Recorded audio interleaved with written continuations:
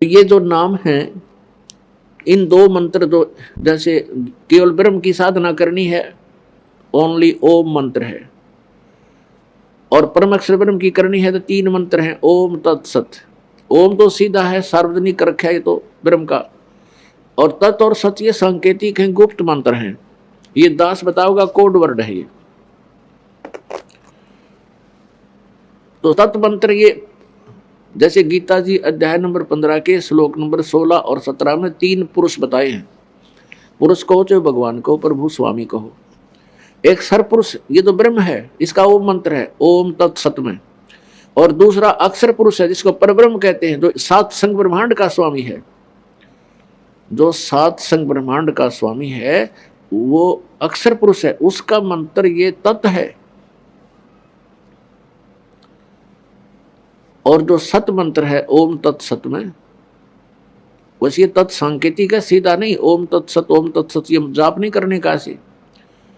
अब सत जो मंत्र है वो भी सांकेतिक है, इसका अन्य एक मंत्र है, ये है परम अक्षर ब्रह्म का, ये उस परम पिता का मंत्र है। तो इन तीनों की ही मजदूरी करनी है हमने, साधना करनी, साधना मीन मजदूरी। तो इन तीनों की साधना करनी है। अब पुण्यात्मा, पूजा और साधना में अंतर होता है। पूजा क्या है?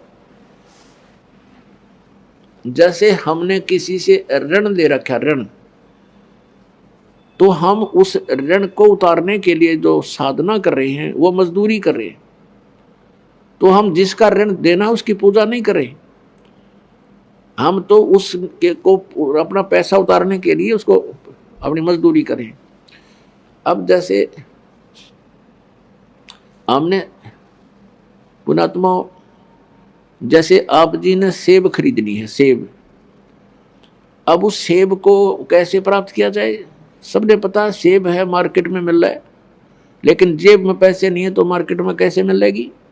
अब ये भी ज्ञान हो गया कि सतलोक में सतपुरुष है और वहाँ पर सारा सुख है, तो वो वहाँ पहुँचेंगे कैसे? वो भक्ति धन चाहिए।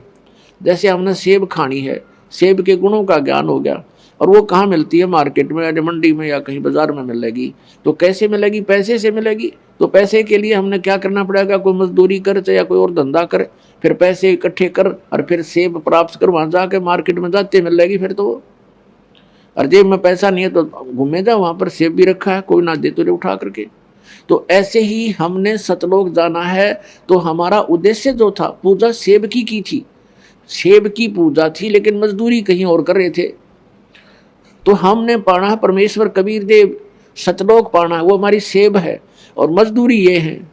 अब ये मजदूरी बताई है ओम तत्सत मंत्र की, और जो प्रथम मंत्र आपको दिया जाता है ये इनकी पूजाएं नहीं है, ये भी मजदूरी है उस सेब को खाने, सेब को पाने की, परमेश्वर तक जाने की। यानी हमारे शरीर के अंदर इन भगवानों का जो है ना, अपना अपना महकमे के अनुसार इनका हमारे ऊपर ऋण है, और इन मंत्रों की मजदूरी करके हम इनका ऋण चुका देंगे। फिर ये हमने नो ड्यू सर्टिफिकेट दे देंगे, एनओसी, और जब इनसे एनओसी मिल जाएगी तब हम त्रिकुटी की तरफ जा सकते हैं, अन्यथा नहीं जा सकते, क्योंकि ये हमारा शरीर है। एक ब्रह्मांड जो है, एक ब्रह्मांड में जो भी व्यवस्था हो रही है उसी का ये एक इस शरीर में व्यवस्था है। जैसे टीवी में चैनल होते हैं, टेलीविजन में चैनल होते हैं, तो ऐसे हमारे शरीर में चैनल बने हैं। ये बैकबोन जो है, रीढ़ की हड्डी, बैकबोन, इसके अंदर की साइड में एक बिल्कुल साथ साथ चिपकी हुई आंतड़ियां सी बनी हुई है।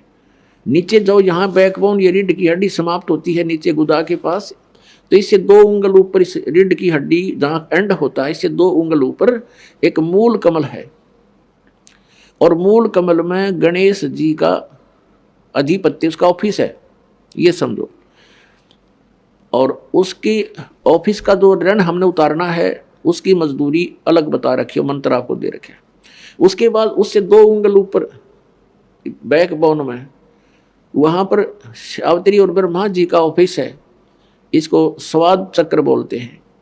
उससे ऊपर जो नाभि आपकी सुंडी है, नाभि, इसके बैक साइड में बैकबोन के साथ में ऐसी आंतड़ियां सी चिपकी हुई है, उसमें 8 पत्ती का कमल है, और जो ब्रह्मा जी का है वो 6 पत्तियों का कमल है, और गणेश जी का है वो 4 पत्तियों का कमल है।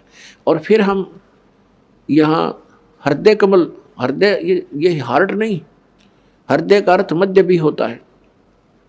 तो हमारे जो रीढ़ की हड्डी है और यहाँ दोनों सतनों के बीच में ये स्थान है, ये मध्य है।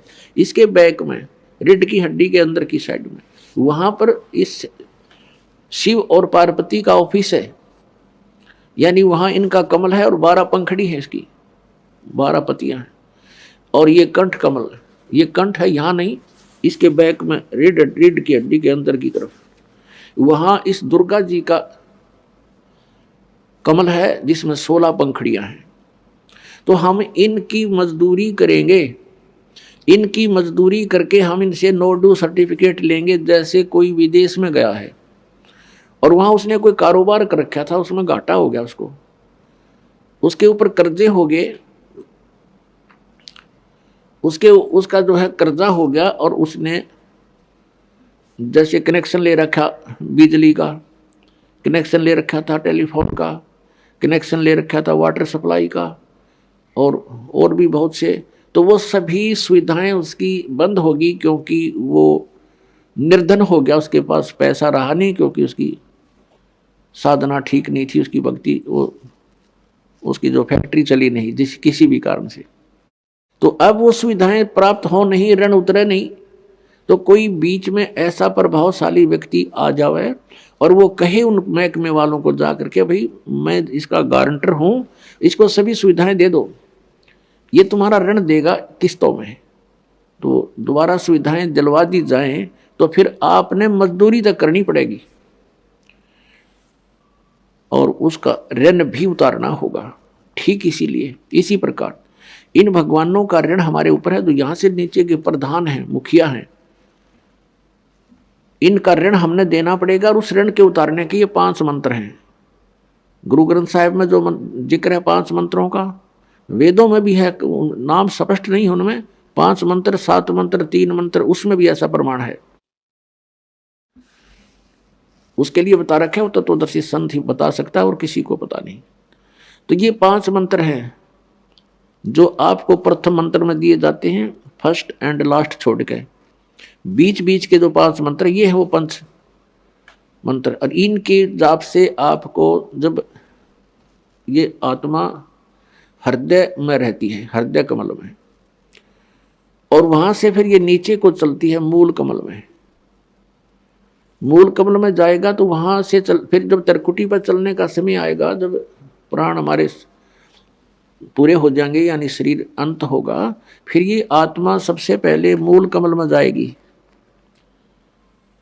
और वहां इसका नो ड्यू सर्टिफिकेट तैयार पाओगा, क्योंकि इसने उसका कर्जा उतार रखा है भक्ति साधना मजदूरी करके। फिर ये पहुंचेगा दूसरे स्वाद चक्र में। पुण्यात्माओं, ये आध्यात्मिक ज्ञान है और आप पहली, दूसरी, तीसरी, चौथी कक्षा के बच्चे हो, किसी ने 2 वर्ष हो गए, किसी ने 3 वर्ष, कोई 4 वर्ष, कोई 5 वर्ष, कोई 6 वर्ष। इस आध्यात्मिक ज्ञान को समझने में बहुत समय लगेगा। तो धीरे धीरे, क्योंकि एक दिन में तो नहीं समझ पाते, धीरे धीरे समय समय पर ये सब सत्संग के माध्यम से प्रवचन किए जाते हैं। और सत्संग के अंदर एक विशेष ध्यान रखा जाता है कि प्रथम कक्षा के बच्चे भी होते हैं जो पहली बार आए हैं, तो सभी प्रकार के डोज देनी पड़ती है ताकि सभी को सहारा मिले, विश्वास दृढ़ हो, भगवान में रुचि बने आपकी। तो पुण्यात्मा, इस काल ने हमारी सारी व्यवस्था ऐसी बना रखी है, निरे पाप हों। तो इस प्रकार हम संतानोत्पत्ति करते हैं, वो ब्रह्मा जी के ही विभाग में आती है। तो उसके अंदर हम बहुत वेस्ट करते हैं, अपना शक्ति को बहुत वेस्ट होती है, तो वो कर्जा और ऋण बन जाता है हमारे ऊपर। तो फिर इन मंत्रों के जाप से जब हम ब्रह्मा जी के वहाँ जाएंगे तो फिर वो उस मंत्र के जाप से उस सभी पाप जो हमारा लोन हो गया था, हमारे वेस्टेज होगी थी, उसको वहाँ वो इस मंत्र से आपकी स्टोर होगी, रीस्टोर होगी, तो वहाँ वो हमें मुक्त कर देगा। फिर हम जाएंगे विष्णु जी के उस दरबार में, वहाँ भी फिर हमारा यहाँ नो ड्यू सर्टिफिकेट मिलेगा, क्योंकि आप उसका मजदूरी करके ऋण उतार चुके होगे। फिर आओगे हृदय कमल में, और वहाँ फिर आपको वो मंत्र दे रखा है, उसके जाप से आप फिर वहाँ से बरी हो जाओगे, वहाँ से नो डिस्प्यूट सर्टिफिकेट आपका तैयार पाओगा। और फिर कंठ कमल में आओगे, वो दुर्गा जी का भी आप मजदूरी करते हो, जाप करते हो, तो फिर आप यहाँ से लेकर यहाँ तक आप स्पष्ट साफ हो गए। इस प्रथम मंत्र से आपको यहाँ तक आने में सुविधा हो जाएगी, यानी यहाँ तक। अब यहाँ से फिर त्रिकुटी पर पहुंचना है। इन मंत्रों के जाप बिना और नीचे वाले भगवानों का नो ड्यू सर्टिफिकेट लिए बिना, नीचे वाले प्रधानों का, आप त्रिकुटी पर नहीं जा सकते लाख जन्म भी। और जो ये नकली पंथ बताए हैं कि साढ़े गुरु जी तय बताते हैं कि सीधे त्रिकुटी पर ही पहुंचना हमने तय, हम तो सीधे त्रिकुटी से साधना शुरू करते हैं, नीचे वाले का हमने कोई लेना देना नहीं। ये है बकवाद, ये है लोकवेद दंत कथा मूर्ख बनाने वाली। त्रिकुटी कोई बरवाड़े का बस स्टैंड नहीं है, पैदल पहुंच जाओ, चाहे कोई साइकिल पर जाओ, चाहे वैसे चला जाओ। ये बालकों का खेल नहीं है, मनुष्य जीवन को बर्बाद करना कोई समझदारी नहीं है। ऐसे नकली संतों के पास बैठकर, चलो जब तक नहीं ज्ञान था, गलती हो ही रही थी, हमसे भी हो रही थी, आपसे भी हो रही थी, और अब तो ये क्लियर हो चुका है, ये स्पष्ट आपके समक्ष, इसको जानकर, इसको समझकर, और फिर भी आप उन्हीं से चिपके हुए हो। उसके विषय में परमात्मा कहते हैं, जान बूझ साची तजें और करें झूठ तने, और ताकि संगत ही प्रभु सपने में भी ना दे। चातुर प्राणी चोर हैं, ये मूड मुग्ध हैं ठोठ, संतों के निकाम के उनको दोगल जोट। अब फिर हम आएंगे त्रिकुटी पे। अब त्रिकुटी एक इंटरनेशनल एयरपोर्ट जानो, अंतरराष्ट्रीय हवाई अड्डा, जैसे पालम का है हिंदुस्तान में, दिल्ली में पालम, तो वहाँ से सभी देशों को फ्लाइट जाती हैं। और वहाँ एयरपोर्ट पर यानी त्रिकुटी पर पहुँचने से पहले हमारा टारगेट होता है कहाँ जाना है। वहाँ तो जाकर टिकट लेनी होती है या पहले बुक करा रखी होती है, पासपोर्ट पहले बनवाना होता है, और उस देश का नो ड्यू सर्टिफिकेट आपके पास होना अनिवार्य है। उनकी परमिशन होकर ही आप वहाँ जाते हो। फिर त्रिकुटी पर आने के बाद आपको, अब जैसे कई भक्त असमंजस में गिर जाते हैं, क्योंकि पुण्यात्माओं इतना समय आपके पास नहीं होता कि आप सभी सत्संग अटेंड कर सको, और प्रत्येक सत्संग में ये बताया भी नहीं जा सकता, रह कर एक ही बात को रिपीट भी नहीं किया जा सकता। और लेकिन दास की भरसक कोशिश रहती है कि समय समय पर प्रत्येक पहलू पर प्रकाश डालूं, और बहुत बार डालूं, लेकिन बहुत बार डालूं तो भी आप नहीं पहुंच पाते किसी कारण से। कोई सुबह आता है, कोई शाम को आता है, और हो सकता है उस समय वो प्रकरण उसको ना उपलब्ध हो, और हो सकता है कई सत्संग भी निकल जाएं ऐसे ही। तो फिर भी उसके लिए आप जिस सीडी ले सकते हो, उनसे देखिए, सुनिए। और आजकल तो परमात्मा ने बहुत अच्छी टेक्निक दी है, एक छोटी सी चिप होती है, उसमें 40-40 घंटे का सत्संग आ जाता है। लेकिन समय तो निकालना ही पड़ेगा। यहाँ निकालो चाहे घर पे बैठ कर सुनो, वो सुनना पड़ेगा। क्योंकि हमने जो अज्ञान सुना वो भी बहुत सुन रखा, थोड़ा नहीं, बहुत जन्मों से सुनते आ रहे। तो अब हम, जैसे कई भक्त कहते हैं कि पहले मंत्र में सभी आपने इन देवताओं के ही मंत्र दे रखे हैं, और फिर कहते हो कि इनके फोटो नहीं रखने। एक भक्त काशी से आया था, दूसरा सतनाम भी प्राप्त जब उसको हुआ, तो उसने कहा जी ये तो वो उठ पटांग बातें हैं सारी, वही मंत्र वहाँ थे, वही मंत्र यहाँ 2 दे दिए, इससे क्या लाभ हुआ। और उधर से कहते हो इनको नहीं रखना, तो उसको लाभ हो नहीं रहा, क्योंकि उसके मन में दोष था। उसको समझाने की भी चेष्टा की कि तू बात सुनो। अब जैसे एक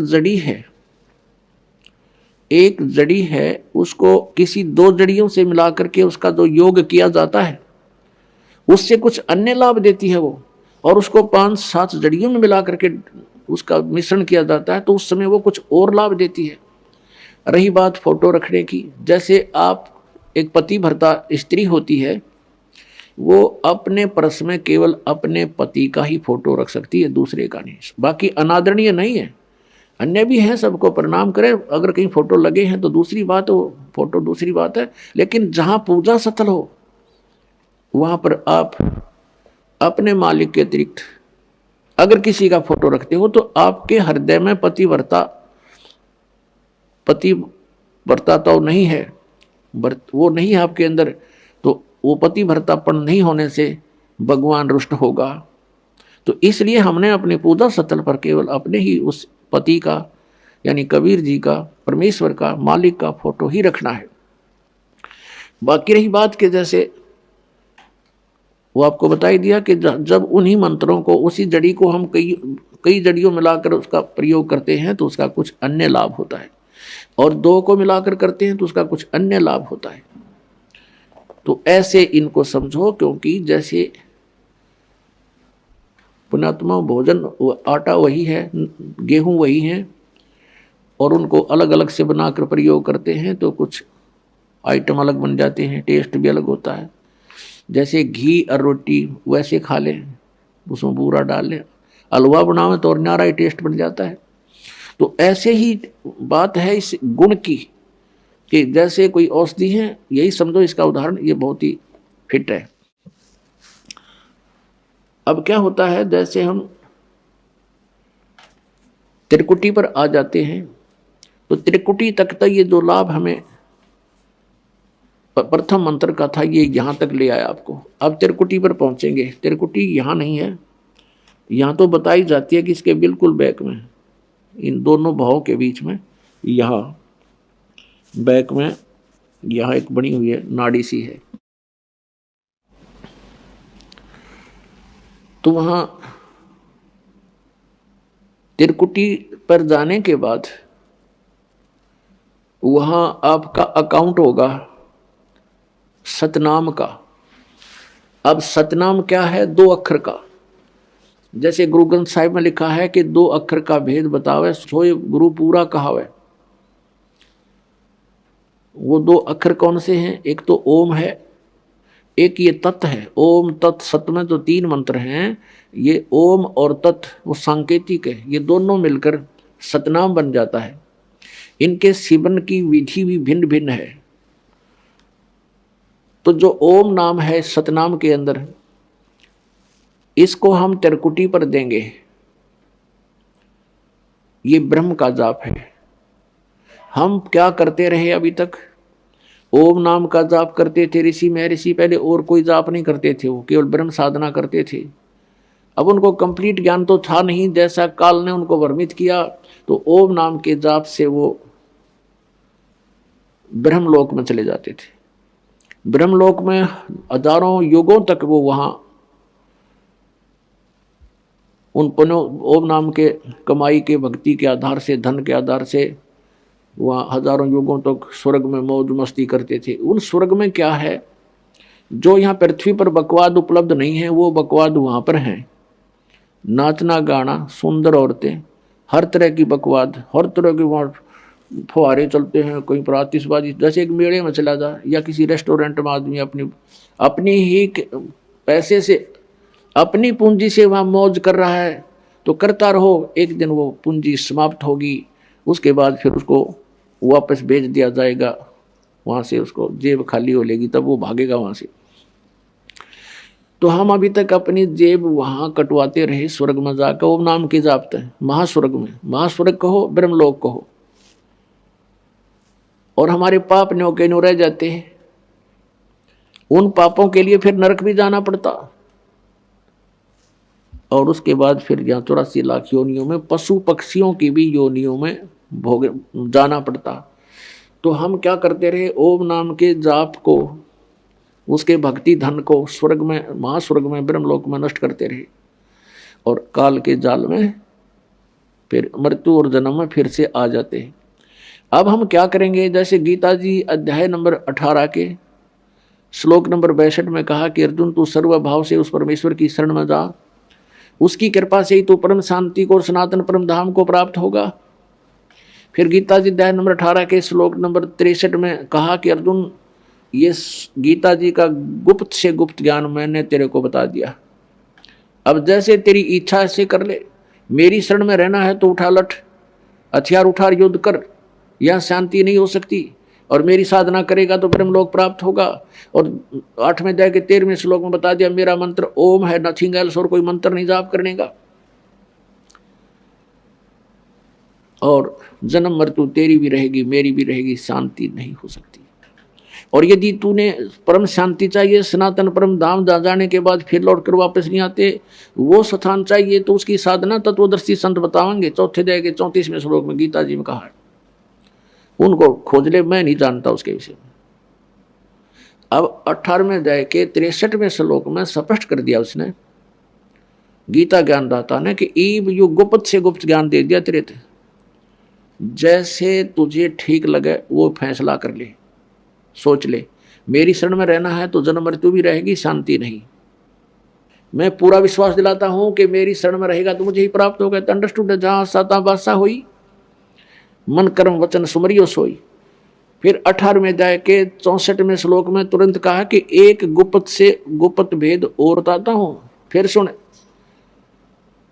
कि वो परमात्मा जिसके विषय में 18वें अध्याय के 62वें श्लोक में और 15वें अध्याय के 17वें श्लोक में, 1 से 4 श्लोक में 15वें अध्याय के में बताया है कि उस परमेश्वर की शरण में वो है ना, वो मेरा भी इष्ट देव है। इष्ट में असी दृढ़म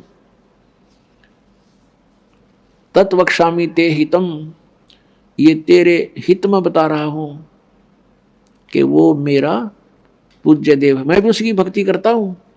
यानी एक गुप्त से गुप्त भेद तो बता दिया 18वें अध्याय के 64वें श्लोक में, 63वें में, कि गीता का ज्ञान गुप्त से गुप्त ये दे दिया। दूसरा गुप्त से गुप्त एक भेद और बताऊं कि ये मेरा भी पूज्य देव है, मैं इसकी भक्ति करता हूं।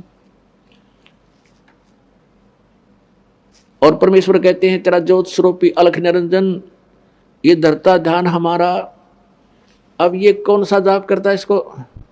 ये केवल हठ योग करता है, ध्यान लगाता है, मेडिटेशन करता है, तप करता है। 21वें ब्रह्मांड के ऊपर ले उसमें बैठा है ये। और तप से क्या मिलता है? राज्य मिलता है। तप से राज्य, तो ये उस तप प्राप्त करके अपना ये राज्य मेंटेन रखता है। और यहाँ 21 ब्रह्मांडों को चला रहा भगवान से ही कुछ सिद्धियां प्राप्त करके। तो परमात्मा ने कहा तो गोरखनाथ जी को, तेरा ज्योत स्वरूपी ये अलख निरंजन, ये धरता ध्यान हमारा, ये हमारा ही पूजा करता है, हमारा ही ध्यान कर रहा है। और देखो पुण्यात्मा, जिसने जैसी भी फसल बीजी है, किसी ने बांग बो रखी है तो बांग काटेगा।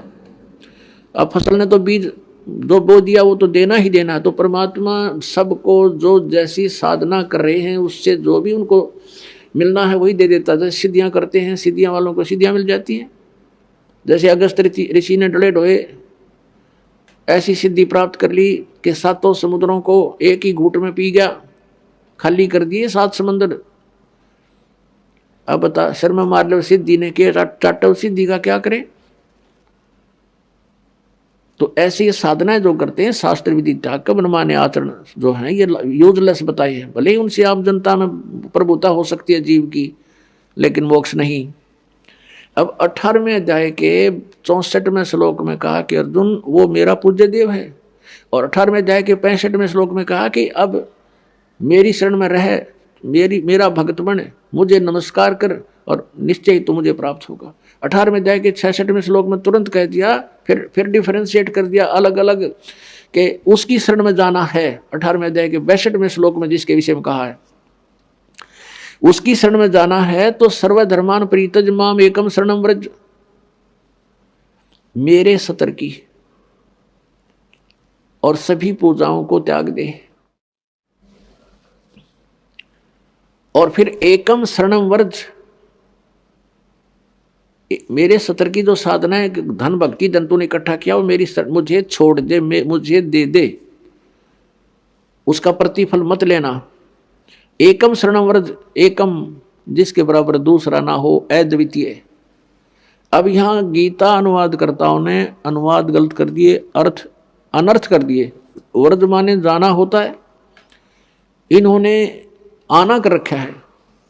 अब इनका दृष्टिकोण क्या था कि ये श्री कृष्ण जी से ऊपर नहीं मानने थे, श्री कृष्ण जी को ये सुप्रीम पावर परम अक्षर परम मान रहे थे,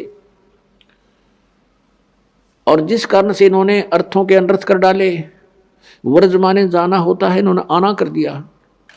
तो यहाँ कहा, गीता ज्ञानदाता कहता है कि मेरे सतर की जितनी पूजाएं हैं, धार्मिक अनुष्ठान जो तूने किए हैं, सभी धर्मान प्रीतज माम, मेरे सतर के जितने भी धार्मिक अनुष्ठान हैं, धार्मिक पूजाएं हैं, वो मुझ में छोड़ दे। एकम शरणम वर्ज, उस सर्वशक्तिमान परमात्मा की शरण में तू जा। अहम तवा सर्व पापे भ्यामोक्षामी मां सुच, फिर मैं तुझे इन सभी संकटों से, पापों से मुक्त कर दूंगा, तू चिंता ना करे। अपने आत्माओं हम पुण्य बर्बाद कर देते थे स्वर्ग में और पाप भोगते थे नरक में, तो अब हम उन पुण्यों का, जिसके कारण ये हमें यहाँ रोके रहता है, उन पुण्यों का हम प्रतिफल नहीं लेंगे और इसको छोड़ देंगे ओम नाम के जाप की भक्ति धन। और साथ में ये हवन यज्ञ, ये पांचों यज्ञ, ये इसके सतर की है, हम इसको दे देंगे। यज्ञ से भी स्वर्ग जाते हैं, जब केवल हवन करते हैं या कोई केवल स्वाध्याय ही करते रहते हैं, जैसे वो के है ना आपका सुखमणि साहिब का पाठ करते हैं, जिसको जप जी साहिब कहते हैं, और जो गीता जी का नित्य पाठ करते हैं, और जो कोई वेदों का नित्य पाठ करते हैं, वो एक यज्ञ बनता है। उस यज्ञ से, ज्ञान यज्ञ है ये, उस यज्ञ से भी पुण्य होते हैं, उससे केवल स्वर्ग प्राप्ति होती है उस समय के लिए, कुछ सीमित समय है, बहुत कम, और फिर वापस आ जाते हैं। तो ये यज्ञ ऐसे हैं जैसे किसी का दीर्घ रोग हो रहा है, दीर्घ रोग है किसी को, और डॉक्टर के पास जाता है, वो बहुत वीक हो गया है, कमजोर घना हो गया है, तो जाते ही डॉक्टर ग्लूकोज लाता है। ग्लूकोज जो है ये रोग नाशक नहीं है, ये सहयोगी है उस उपचार में। शरीर को पानी का अभाव पूरा करती है, कुछ शरीर को शक्ति देती है, लेकिन रोग नाश नहीं होता इससे। ये भी आवश्यक है, क्योंकि हम चौथे युग में आ गए, अभी तक ट्रीटमेंट ठीक हुआ नहीं, हम कति कंडम हो लिए। तो यहाँ अब पांचों यज्ञ, ये ट्रीटमेंट करना अनिवार्य है आपका, पांचों यज्ञ भी करनी पड़ेंगी। एक यज्ञ है धर्म की, जैसे दान करते हो भक्त, इसमें से आपका यहाँ भंडारा चलता है, आश्रम बनाया जा रहा है, आपकी रजाई गद्दों का व्यवस्था होती है, दुखी आत्मा आती है, आते यहाँ शांति प्राप्त होती है, भगवान की कथा सुनते हैं, तो आपके द्वारा दिया गया दान आपको आबाद कर देगा। ये स्थान है वो दान करने का। और एक जगह धर्म की, दूसरी जगह ध्यान, परमात्मा का जो याद बनी रहना, उसकी भूल ना पड़े, उसकी रह कर याद आवे, दिस इज मेडिटेशन। वो हठ योग मेडिटेशन नहीं, बख्शंतों का, ये सहज समाध है, सहज ध्यान है, ये इसको ध्यान बोलते हैं।